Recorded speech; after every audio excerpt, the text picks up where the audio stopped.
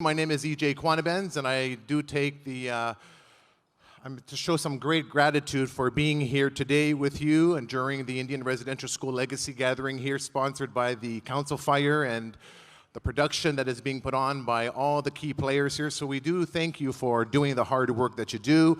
I also want to acknowledge the sound people and the audio people and the people behind the scenes who do all the fantastic work with the camera work. It's a big production, so I want to say thank you for all the hard work that you all do. As I said, my name is Anikay-Keesic. My territory I come from is the Waahbiidaahgaah First Nation territory, located about 21 hours northwest of the city of Toronto, and I am from the Loon Clan. I presently reside in the city of Toronto here, and today we're here to talk about the Jingle dress, the teaching of the Jingle dress. And we have a number of movements that's going to happen throughout the presentation. We have an hour presentation for you. And so what we're going to do is I'm going to start off with an opening song to welcome each and every one of you here for today's event. And then we'll get into our two movie clips that we have. And then we'll get into the teaching of the Jingle dress with our dancers and my granddaughter here, who is just enjoying the free space.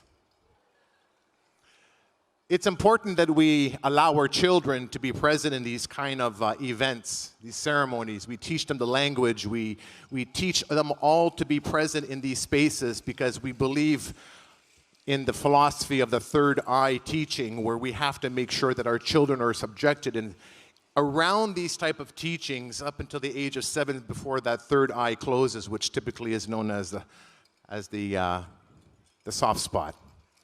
And so this is why we're going to allow my granddaughter to roam freely. We also have my daughter's brother here, Cortez, who's going to be our smudge keeper. He'll be present to make sure that those offerings will be taken care of and the smudge is always going to be lit. At this time, I want to be able to start off with a welcoming song for all of you. This is a song that I typically sing in our lodges back home.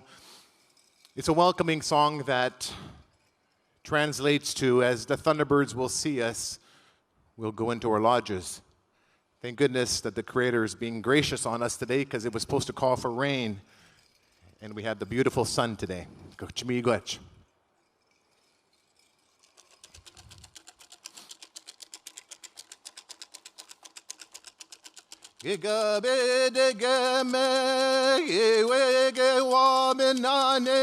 Ego waba mego nanik, ego waba mego nanik, veneste wage, we ayu hayu hayu we yo hey yo we.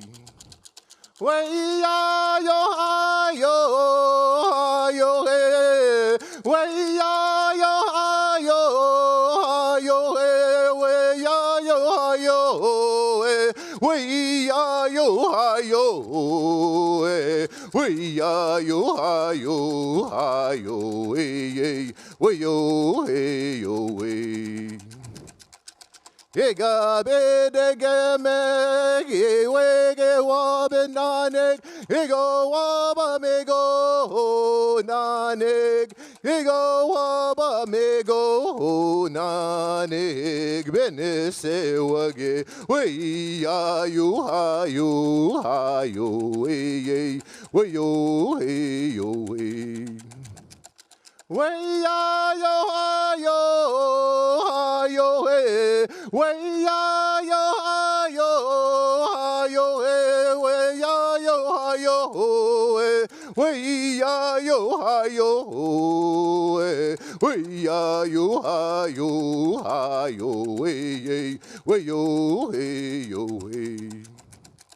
Gega bede game, ge wege wabe nanek, gego waba mego nanek, gego waba mego nanek, venese wage, we ayo ayo ayo we yo hey yo we.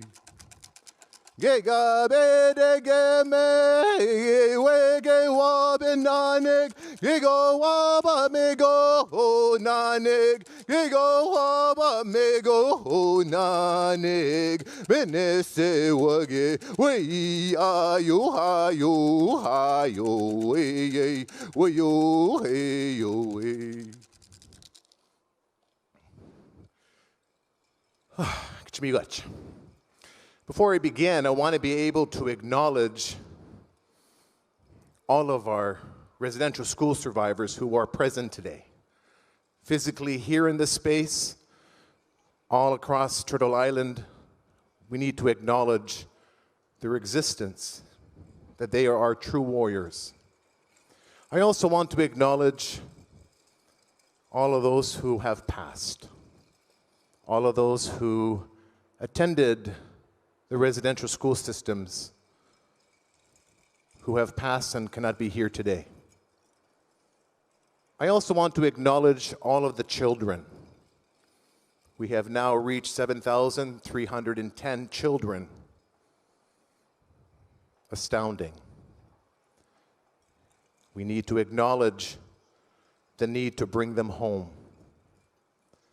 And this is a tough time for many of our communities and our families as these discoveries continue to unfold.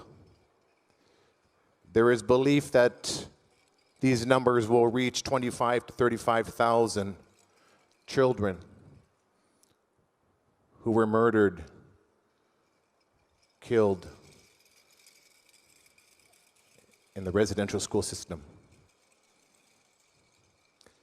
We are here to utilize this time to educate people about the residential school system and its legacy. But we oftentimes forget to acknowledge those of the 60s scoop, those who are in child welfare, our institutions, all of these systems that have been created, which are the residual effect of our residential school system that was created by the federal government and implemented by the religious orders of a policy that was created in 1846, but wasn't in full implementation until 1850 by the grandfather of the education system, Egerton Ryerton. And we must be able to acknowledge that we have a system of people, a system that was intended to quote unquote kill the Indian. End quote. And these are truths. These are the truths that we, as a society, both indigenous and non-indigenous people, we have to acknowledge the truth in order for us to learn to move forward in that good way, in a healthy way. We must be able to acknowledge the truth, even if the truth makes us feel uncomfortable.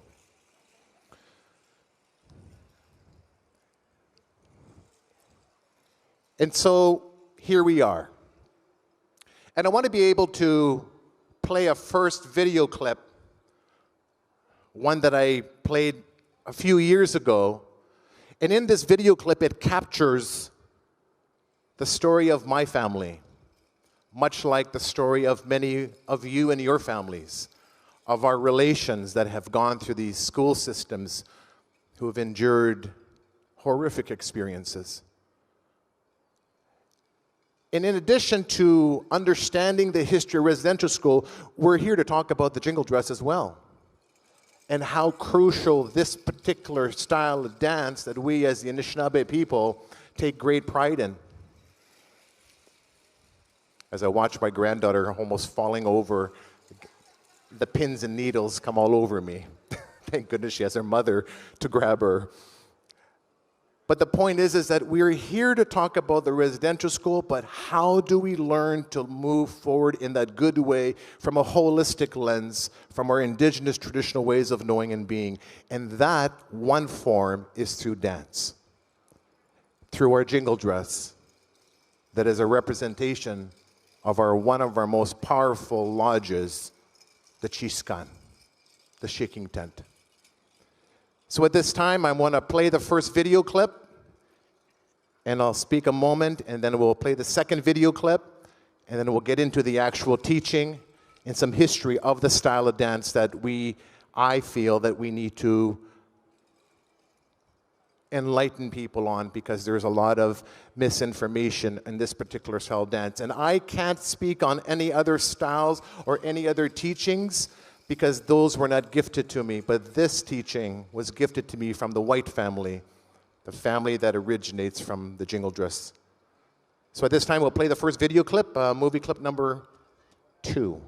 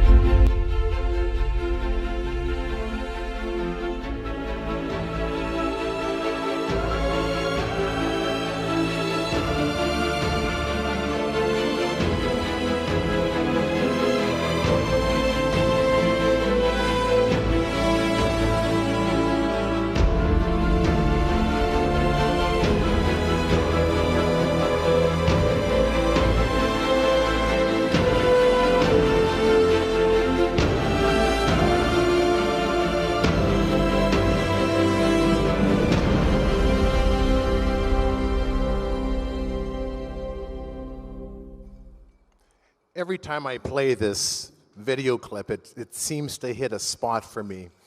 You see my aunts and my uncles and my mother and my great-grandfather, my great-grandmother, and my gukum, my chomish, all of these people in my family who have experienced residential school. My daughter is the 6th generation that has not gone through residential school, but has and continues to know and understand the history of that legacy of residential school. And it's important that we speak these truths and talk about these stories. When I see the video, it's important that we acknowledge those experiences and those people who have gone through residential school. The lived experiences and the heartache and the pains that all of our brothers and sisters have experienced. And it's not easy. But we must also understand that residential school does not define us as a people. It does not define us as a people. It is a lived experience that has perhaps shaped people into the person that they are today, but it does not define them. Our nations of people, our language, our culture, our territories, our dialect, our ceremonies, our lodges, our powwows, our traditional regalia, all of these define who we are as Indigenous people. The land defines us as Indigenous people, not this system. And it's important that we are mindful and acknowledge that. Yes, it has brought many pains and disappointment and hurt and tears and abuses to our people. But there is light at the end of the tunnel. And that by doing these types of conversations and teachings and performances helps us learn to move forward in that good way. Can we play the second clip, or rather the third clip on the 60s scoop, please?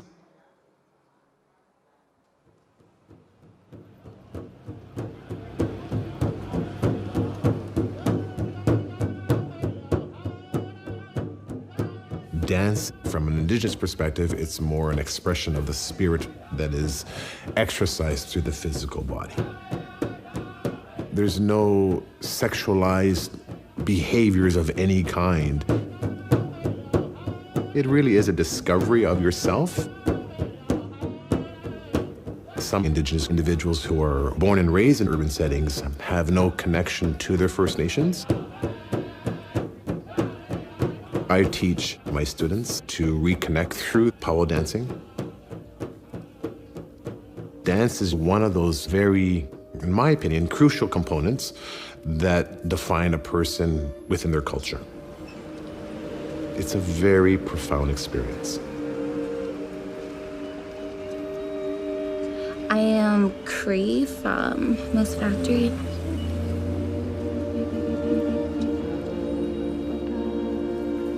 When I first came to the city, I was 16. You can get, kind of swallowed up by the city because there's so much temptation and distractions. For a very long time, I was very disconnected. I'm just starting to, look more into my culture. How many cones have you put on your dress this time so far? Close to 500. That's a lot. Yeah. What I've done is I've created a program that teaches individuals the various different stages of regalia making for powwow dancing. We're going to put the row cones on the bottom, followed by a row of this fringe on top of the cones. I chose this class because when I go to a powwow, I am just overcome with emotion, and I want to get over that. I want to feel like I'm a part of it instead of just someone that is visiting it. Oftentimes, students go to a First Nation up north to dance for the very first time in the circle. And sometimes they will be hesitant to complete their outfits because once they've completed the regalia, then there's this anxiety, this understanding that, oh my goodness, you're on to the next step. Now I have to go dance. I don't want to go dance. Not knowing if, and I've heard this term before, if I'm Indian enough. If I don't do the steps right, that's where I feel like I'll be judged. So it becomes that cycle of what do I do now, right? So, Cycle of fear. it's the cycle of fear, yeah.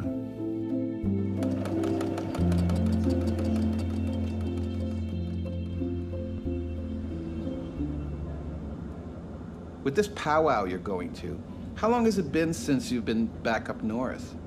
At least 20 years.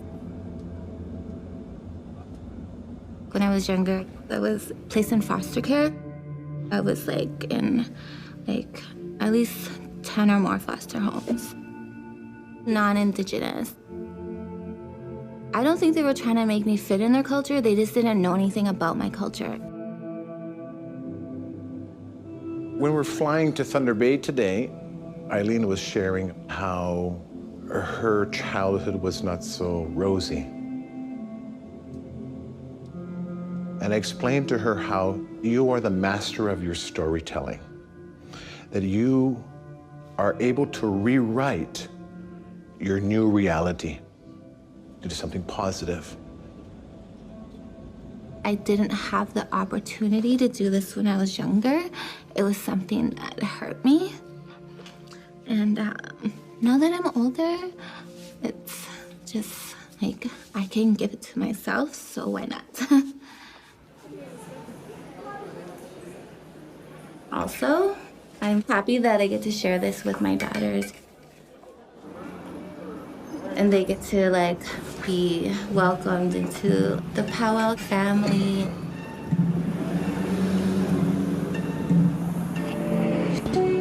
I'm a little nervous.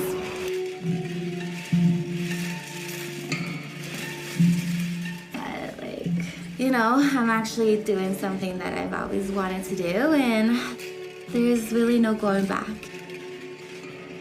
At one point today, she felt, oh my goodness, it's time, and I don't know if I can do this. They know that this is where I belong, and I just need to get over the fear of basically just dancing and just giving myself to it.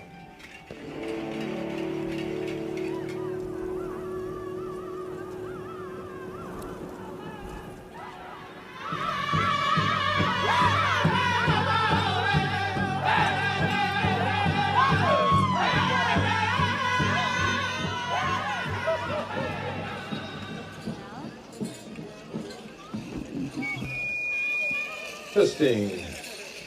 One of my students is here today, and we're here to talk about the fear of dancing.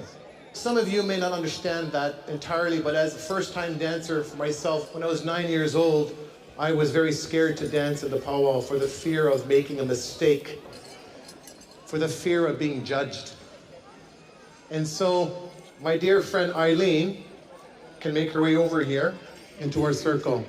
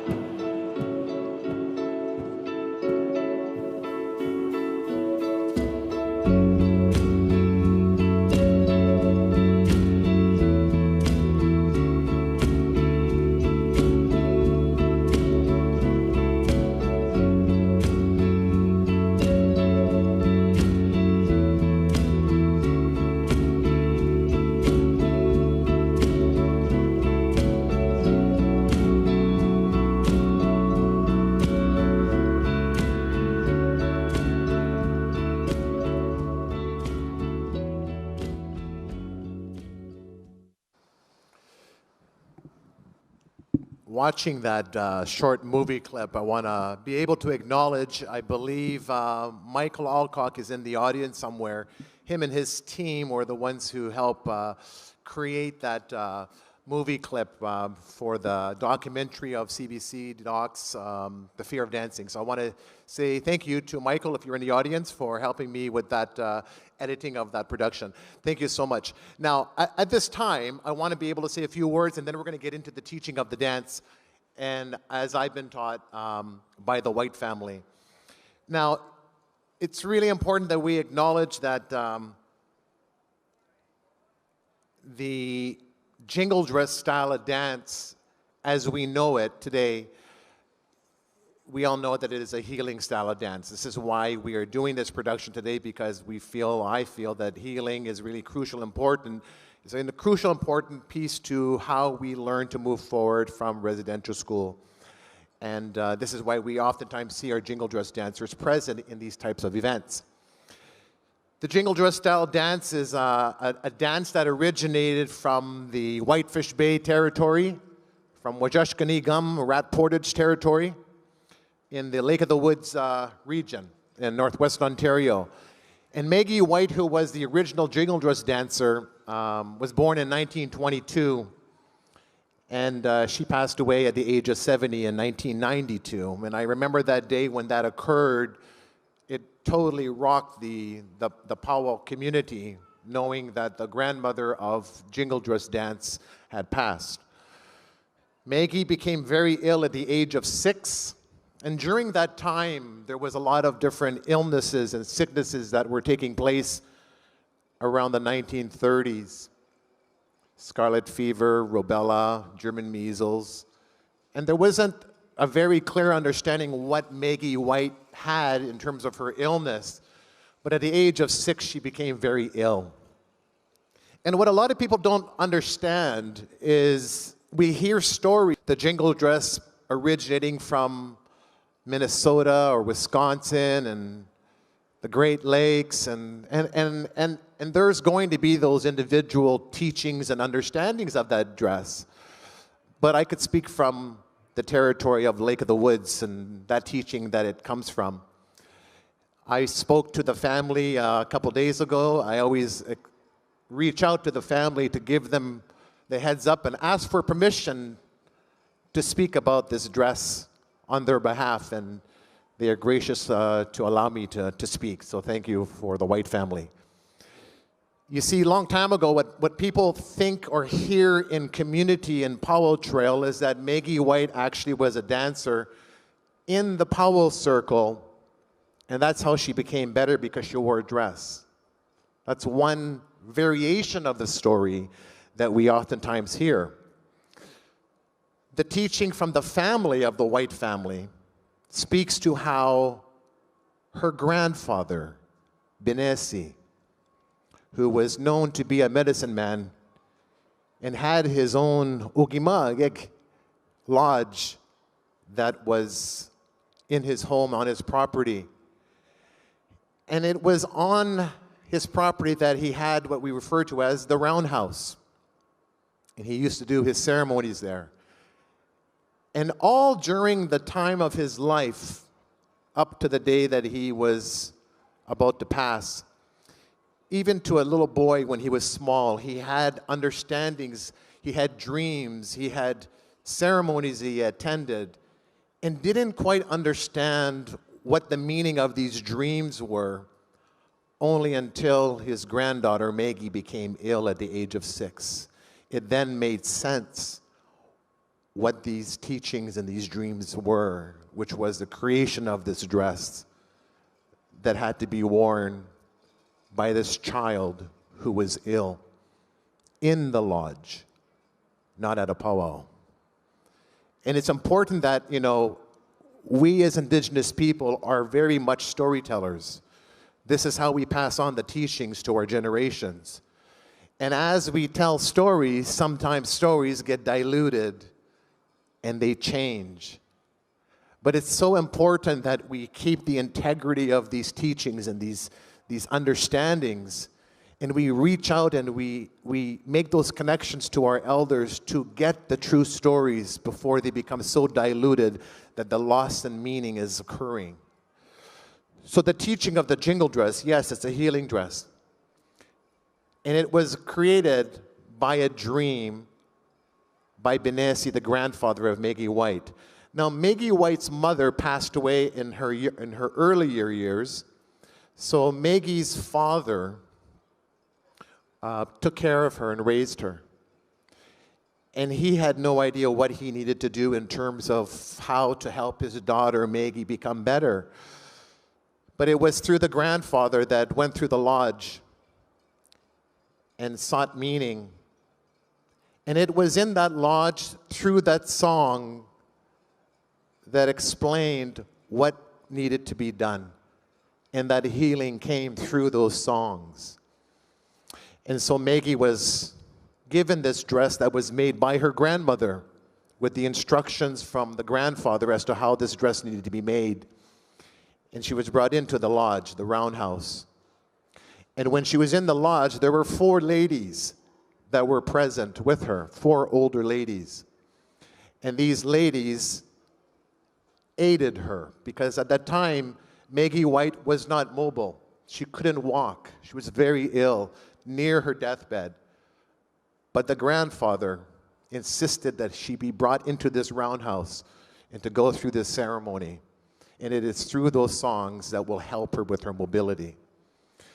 And so as that song was being sung, and that song that I'm speaking about was that song that was heard in that last video clip.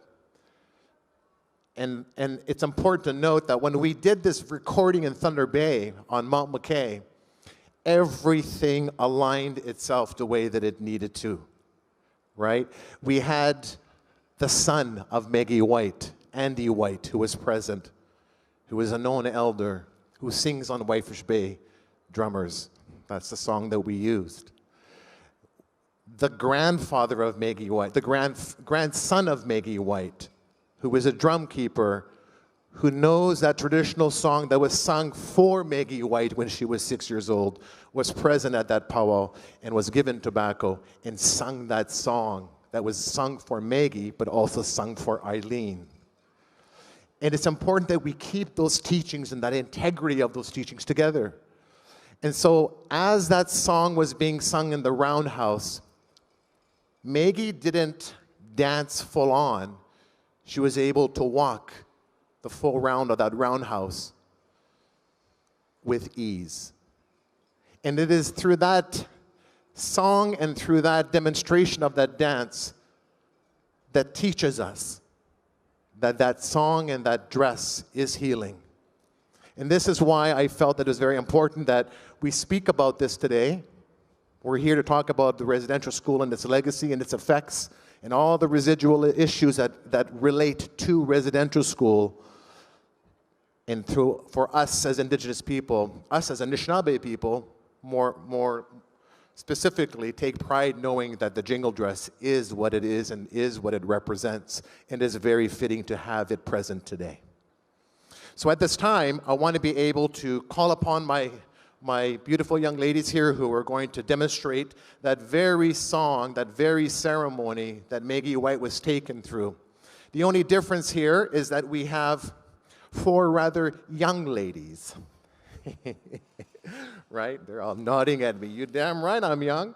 So we have 4 young individuals here. We have Sagate on the end, my daughter. We have Amy, I'm horrible memory, sorry. Amy, Echo, and Bree. Bree? Briar. See, I'm telling you, that not only can I not see, I can't hear, and I can't remember. And we have my granddaughter, who is roaming around here. And we're going to call her upon. Cortez, can we bring Layla to the front, please? So what we typically do in that roundhouse is that the child would be in the center. And our dancers, if she don't want to dance, that's okay, so long as she's present. The dancer, the child would be in the center of that roundhouse, much like we would have here in the center on the stage. And then we would have our 4 jingle dress dancers positioned in a 4-quadrant area. So if we can get our dancers to be in the 4 sections of the blanket on the floor, I think Layla will more than likely make her way there when she sees her mother. See, there you go. She wants her mummy. I made her jingle dress for this production, and the first one I made was a little too big, so she'll have one for 2 years, but this one I made one morning, and she's very inquisitive right now. So what we're doing here is we're going to play a song, and this is a stationary song, a stationary sidestep song that was sung and danced in the same roundhouse of which Maggie White was in during the time when she was ill at 6 years old, in and around 1928.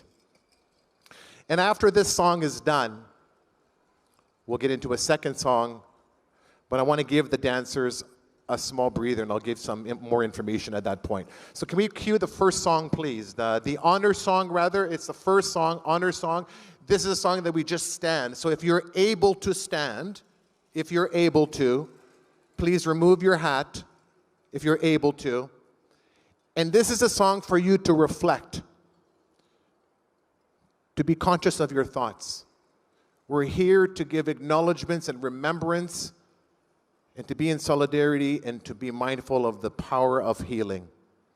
So this is a song that we sing for honorary of that. Cue the first song, please.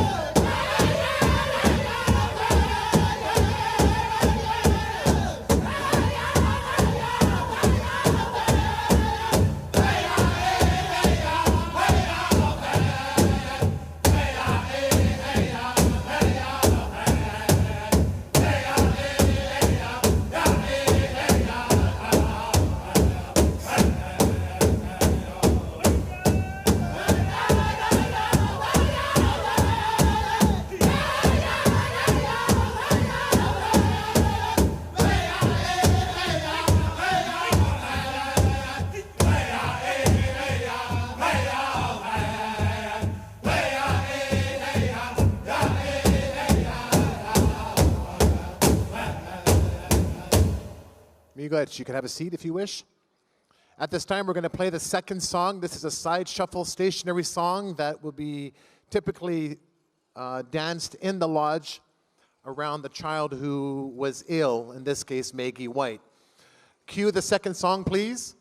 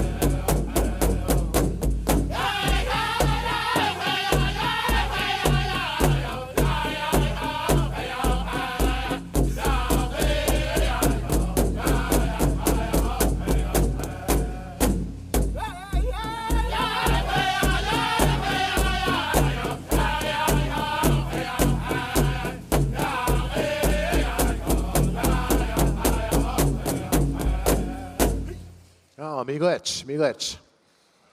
We'll give these dancers a moment to catch their breath. While we're doing that, I just want to mention that this particular eagle feather that I'm holding on to was one of the first eagle feathers that was introduced to the first Indian Residential School Legacy conference, workshop, meeting, healing lodge in the North Vancouver Squamish Reserve way in the early years. And I always say that I would always acknowledge this feather in places such as this. Many of our survivors, and many of those survivors then who have now passed, held on to this feather.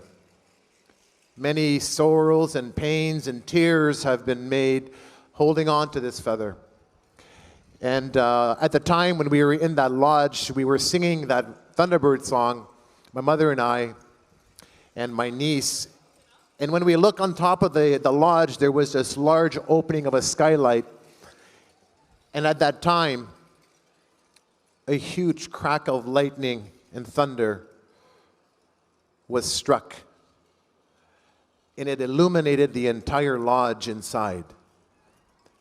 And our elders speak about how the power of our songs and the power of our words mean something. And it was a sign of acknowledgement that we were in the right place and the right time doing the work that we needed to do for the people, by the people. And so I always thought I'd acknowledge that, especially in a place such as this. It's very fitting. At this time, I want to be able to do our final song, our song that is what we call a jingle dress straight style song.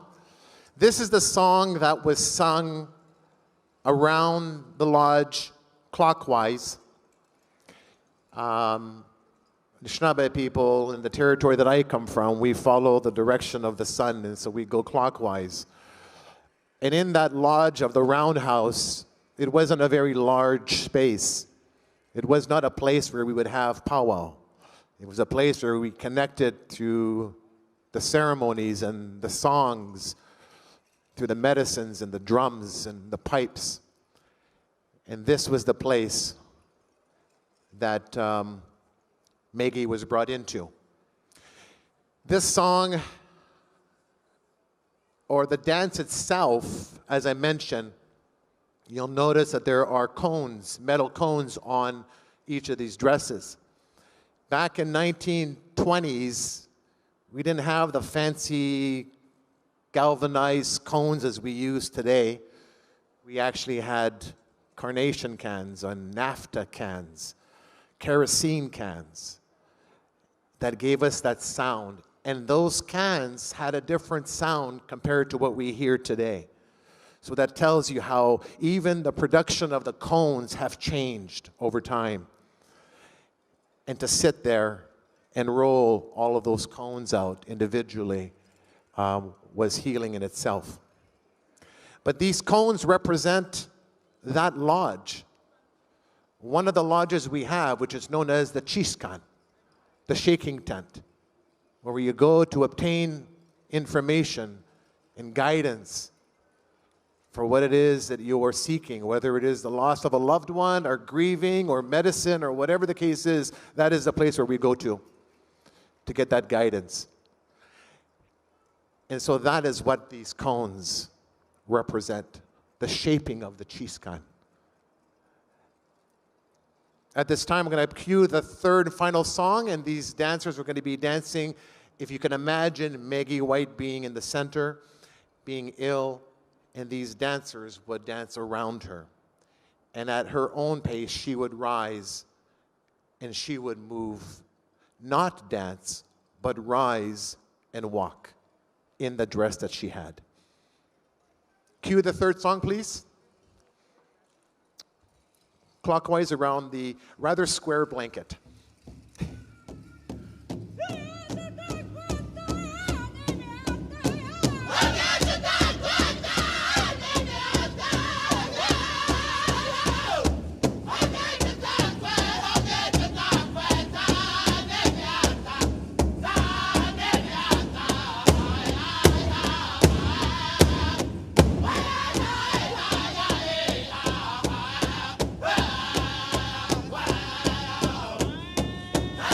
Clockwise, clockwise. There we go.